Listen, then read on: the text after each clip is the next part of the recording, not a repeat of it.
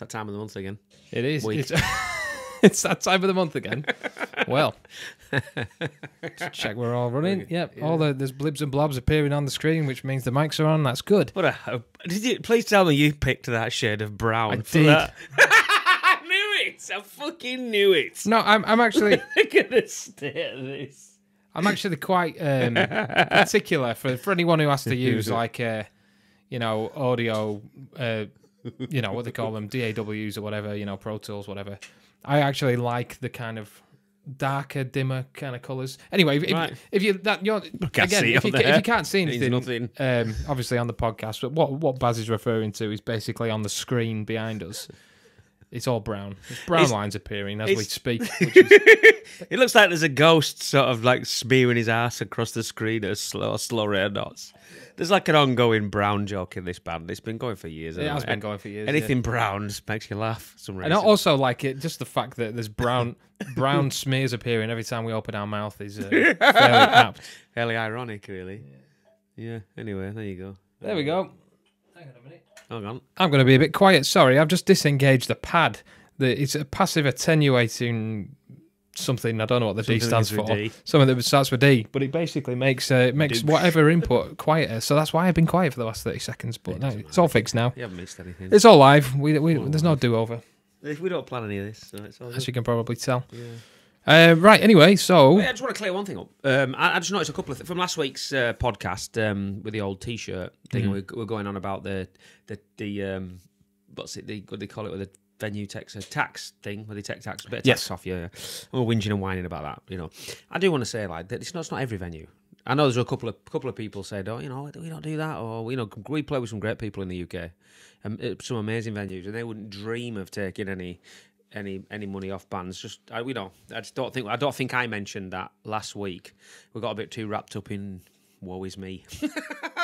You just want to say that there is it's not every no, it's not everywhere, is it? No. It's great promoters and great festivals and events and stuff we play that don't take nothing off bands, so it's not all negative, is it? No. I'd say that.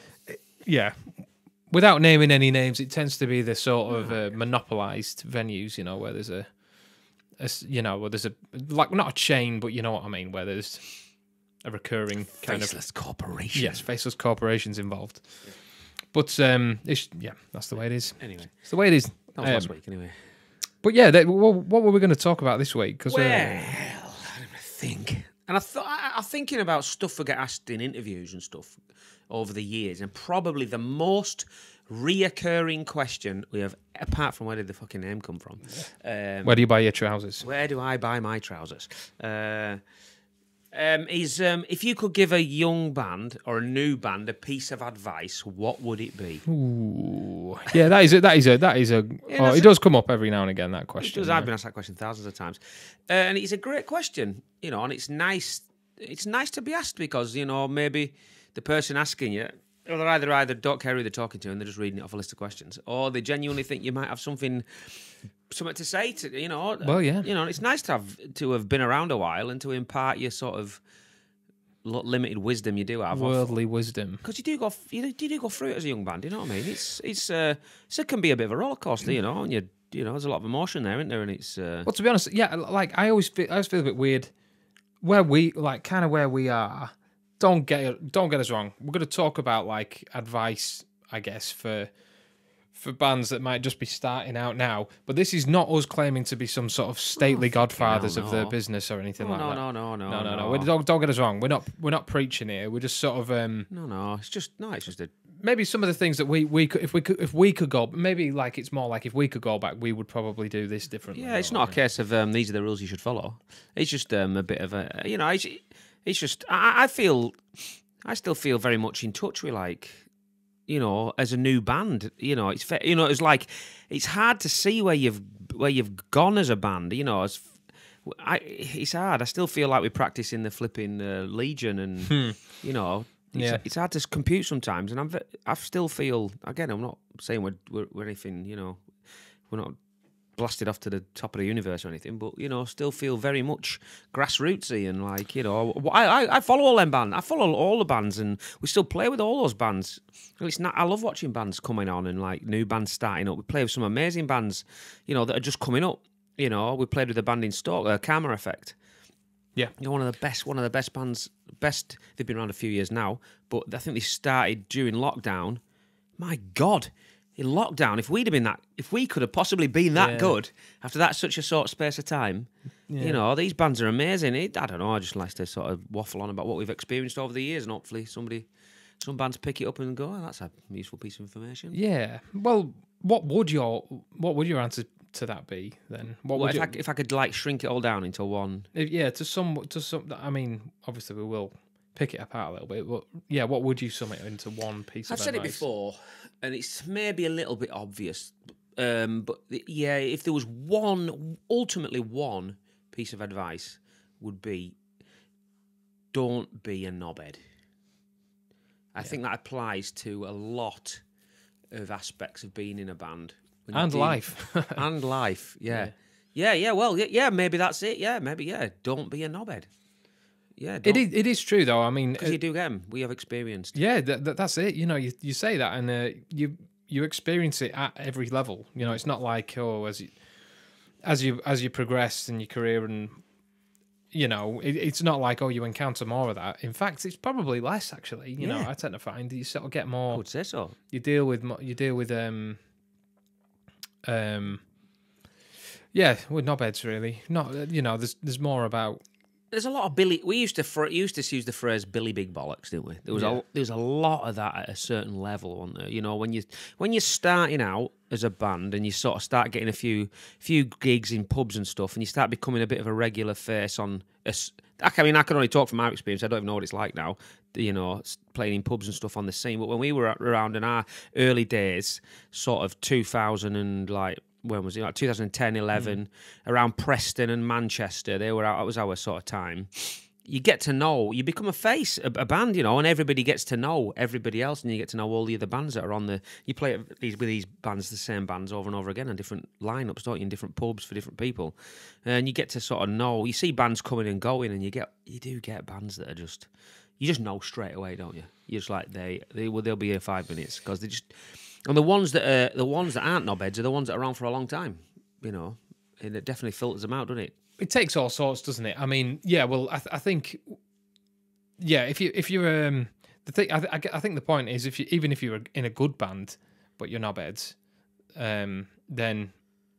By knobheads, I mean... Yeah, I was going to say, well, maybe we should define that. I mean, I'm a knobhead. If you support Man United... Yeah, exactly. No, it's nothing like that. It's the way you talk to people, really, and the way you just treat people. Yeah. And it's not even about the music. It's about... Sometimes you just...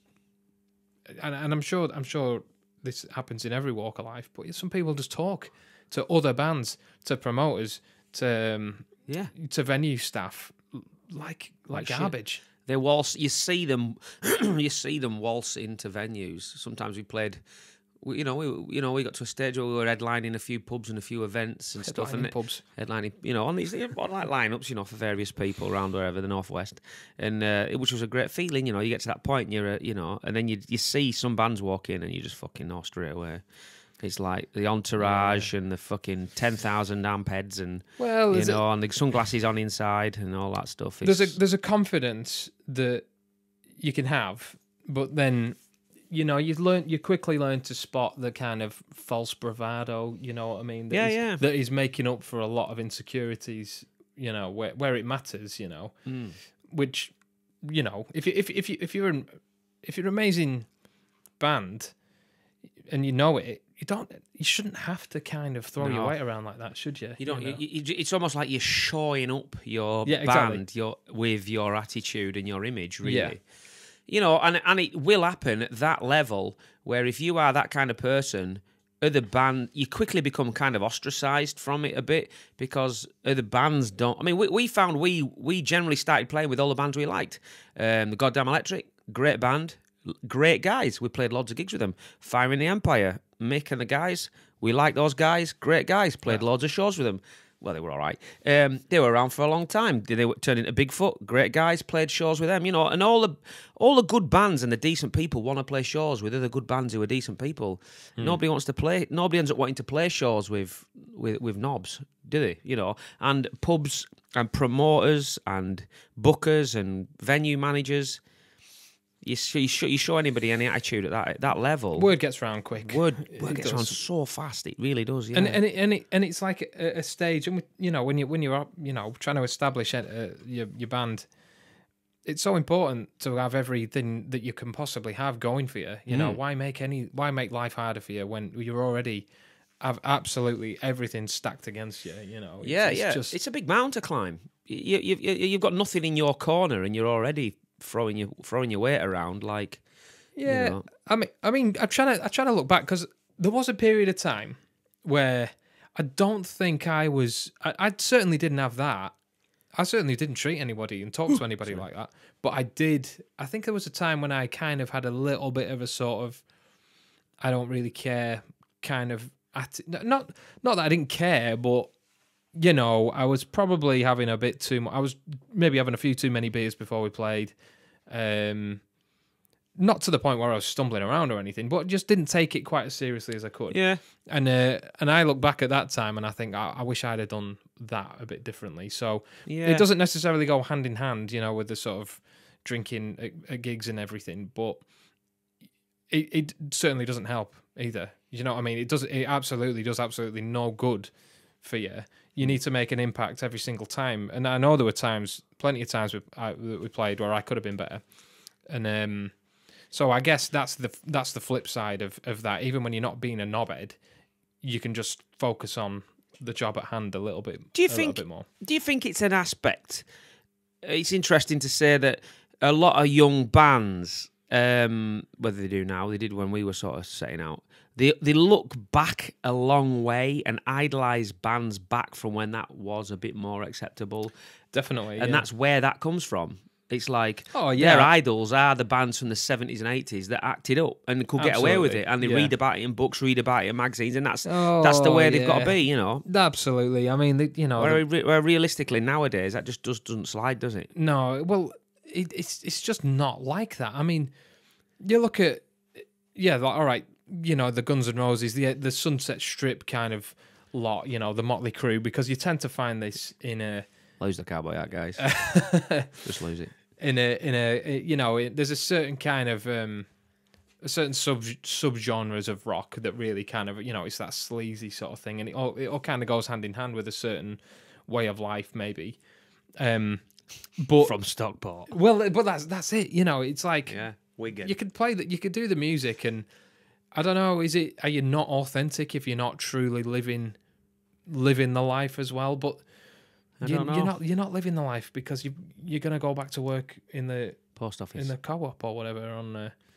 It's a strange one, isn't it? It's a weird one to juggle. But even so, back to the original kind of point. There's no need to be a knob when you're doing it. No. I mean, we found. Again, I'm not blowing our own trumpet or anything. Well, maybe a little bit. This is just one big kissing our own ass. We definitely benefited from. We hear a lot of people say, "Oh, you know, how do I get gigs, and you know, who do I contact?" And struggling getting shows.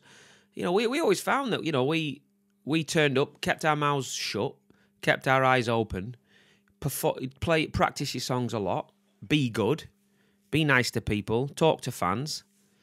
It's not hard. And then, you know, they were coming back to you. We found that promoters were coming back to us, and festival organisers were coming back to us. You know, Les Fest, Wildfire, we played that festival 3 or 4 times in a running, and various other played for umpteen other people who are still booking us now. Raz White, you know, is a great example of a guy booked us for Rockmantic. We started off at the bottom of the bill, went up the bill, headlined it one year after playing it 3 or 4 times. And then he's booked us for Call of the Wild, which he's amazingly asked us to headline a few years ago. You know, these people, that to me is testament of getting on with the people in the business, you know. Well, my sort of single bit of advice would be to, and again, it kind of goes hand in hand really, because it's like, I would say, don't wait, just go out there and play whatever and wherever, absolutely anything, because at that early stage, what you need is you need the experience. Stage time, isn't it? Stage time, yeah, it is. It's like a, you know, I guess a kind of apprenticeship, you know. But, you know, you need to hone your craft totally where it matters, you know, and get get yourself in front of as many eyes and ears as possible. I remember when we started. Well, we were predominantly a cover band, really, when we started, weren't we? And then the original stuff came along pretty quick. But there was a real sort of in our area where we lived. Excuse me. There was a real sort of snobbery thing about the cover bands. Oh, you're a cover band, and we used to. But man, we were like, we're out every Friday and Saturday earning money and playing to pubs that are like packed out. Yeah. You know, and you're working crowds and you're playing for 2 hours on stage plus playing biker rallies, making a lot of money. And, making money. But we were putting the money into the pot, weren't we? Paying for a van, which allowed us to then do the original circuit, which at the time played nothing. Making money that otherwise wouldn't have been made playing original gigs. Exactly, would have just been playing original gigs and being played 20 quid, you know. And then over time, we start creeping original songs in, and just no one noticed. And then you start playing them, and then all of a sudden you're playing half and half, but no one's questioned it. Yeah, because it's going down, because they don't care, because they're there selling beer, aren't they? And that's how we got into it. And then you start playing the original circuit, and then all the people that come to the cover nights start appearing at the flipping original gigs, and then the people at the original gigs who have booked you are going, fucking hell, these lads brought a crowd. Yeah, do you know what I mean?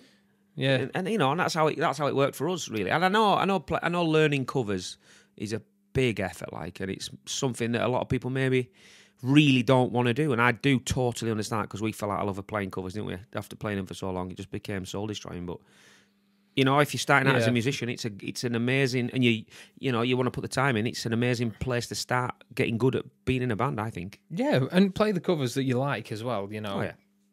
Yeah. Well, again, it's just play as many gigs as you can, and if learning a few covers is going to help you do that, then do that. You know, and going back to the other point, if you're not a knob while you're doing it, then you will get asked back, and you'll end up with more money, more offers, more opportunities, and ultimately just more people coming to watch you when you go out, and that's what everyone wants, isn't it? Really? And it is difficult, and it is difficult. I do realise you do meet some interesting characters along the way, be promoters, pub landlords, whoever, the band managers, and you do want to punch them in the face sometimes. You really do, but sometimes you've just got to get on with everyone, haven't you? We've done that umpteen times, haven't you? Just get on. You might not want to, and you might want to never see these people ever again, and that guy talk to me like shit, or I don't want to play here ever again.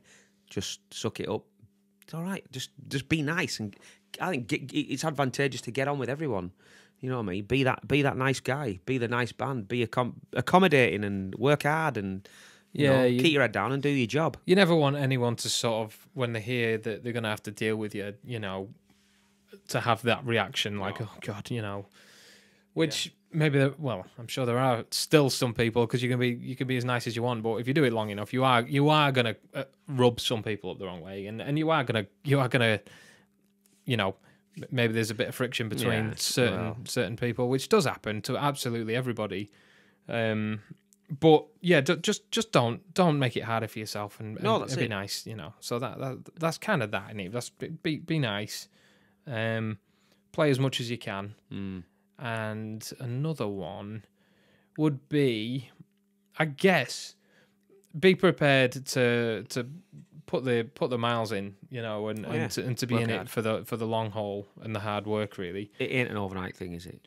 Well, it ain't for us, you know. It wasn't for us, and it's been a 15-year night.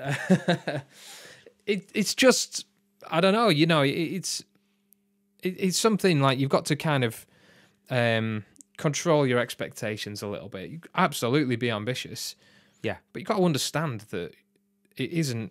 There is always an element of like who you know. You know, sadly, it is not. You could write the best album that's ever been. Yeah. But if you have never played gigs and you've never gone out there and you've never released the music, it kind of doesn't matter really. You need people on your side. We have seen so many good bands knock it on the head before their time, haven't we? We've been sort of slogging away, and we've been seeing this play with some bands. Go, wow, these guys are oh, these guys are killer. These guys are going places. And then 2, 3, 4 years down the line, and they're working hard, and it's just not going anywhere. And it's next minute gone, ain't it? And it's like, wow, no way, man. Why? Why did you knock it on the head? It's sad. It's sad, isn't it? There was a few bands from in the very early days, like around about 2012, 13, when we first started doing original only gigs, and that became our focus.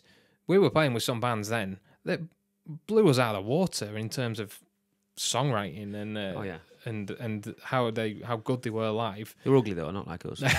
Well, I'll name a couple. In my opinion, there was a band called The Fiction. Yeah, they were from great. Manchester. They had a 4-track EP that I believe they recorded in their rented house or whatever they were in at the time.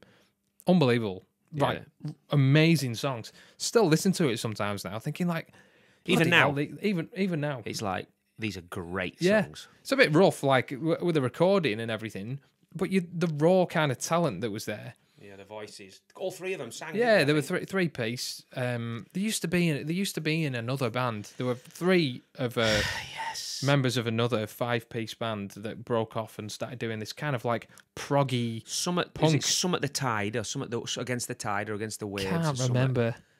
Bloody hell. I can't remember, but anyway, amazing band, really good. Another 3-piece actually, from Anglesey, Inferno. Inferno, yeah. How good were they? Yeah, they were. Well, again, they were great guys. I remember we supported them at the Frog and Bucket Comedy Club in Preston one night. First time we'd ever played with them. We'd seen their name around. At the time, they'd played like Bloodstock and Hard Rock Hells and stuff, and I was like, wow. To us, it was like, wow, these guys have played actual festivals. It's amazing. How many people were there? About 5. Was there? I honestly thought, in my memory, maybe none. There was no one. I remember we did. Might just play to the other bands. Yeah, I think we did. But they were immense. Great band. We were just like that. And to be honest, I think for me, they were the first ever band that made me realise what we had to do. Yeah. To be honest, in terms of like, they had an image. They had it sounds stupid. It had their logo on the drum skin. Yeah. They had a look. They had a sound. It was ferocious. The set was like start to finish. It wasn't like a song and then a bit of chat. No, turn me amp up, turn me amp down, or fucking have a drink of water. It was like a show, start to finish, and it was like this is what we need to do. We need to hang around with these guys. Yeah, and it also like because they were coming from Anglesey to do anything. We thought we were out in the middle of nowhere, really, but then those guys are coming, to just get to sort of like where the scene kind of was around Manchester. They're having to drive 2.5 hours, you know what I mean, and then home again, and then home, in an old transit van with your bloody armchair in it back. Yeah, yeah. You know what I mean? It made us think, wow, this is the level we're gonna have to go to. Well, that's it. We didn't see them and think, bloody, look at these flash twats. Look how. Try to sort of, get your back up about it. It was like, right, let's do more with them. They know what they're doing. Yeah, let's copy them. Let's take notes. Yeah, you've got to realize that and not be so proud to not take not advice, but keep your eyes open and allow yourself to be steered by influences like that. Absolutely. We played loads and loads of shows with them guys, didn't we, over the years, and became a bit of a thing, didn't it? And sadly, they knocked it on the head now. I was talking to Joseph, the singer, bass player, the other day on Instagram. Actually. Oh, really? Yeah, he still puts like stuff out on Instagram. Amazing, Inferno, yeah.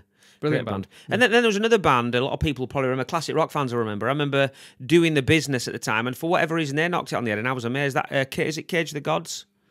Cage of the Gods. Was that the 4?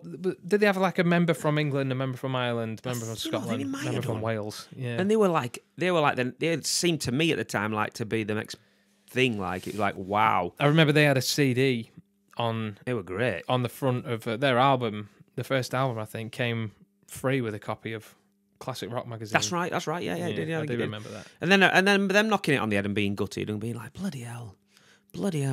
But it's stick it out. Work hard at it. If it's what you want to do, stick it out and keep going.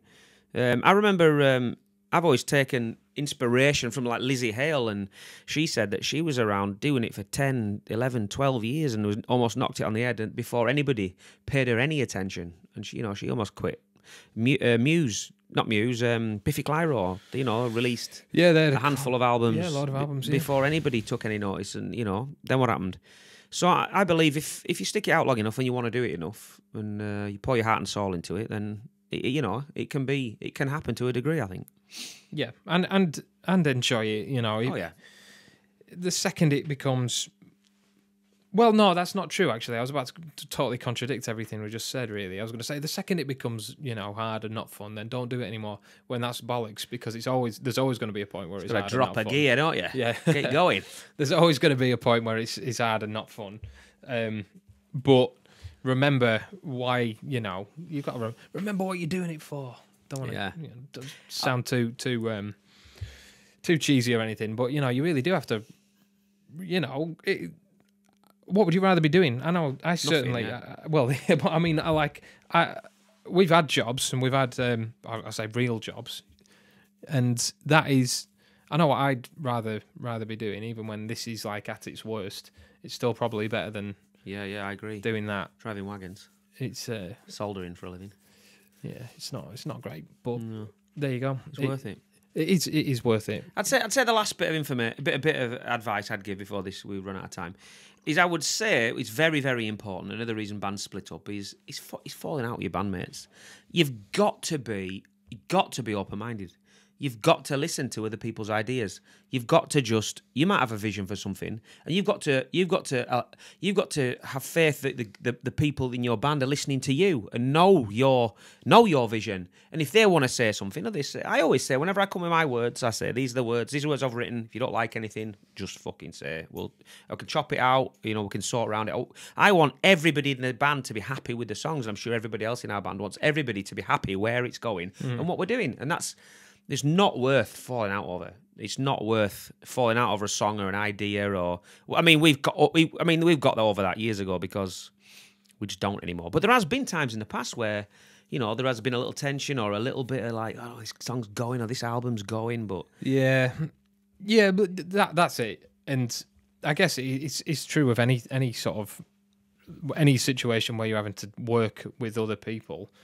Know when to just back off a little bit. Yeah. Know when to just sort of like go, hang on a minute, I could see the way this is going. Everyone's getting a bit riled up.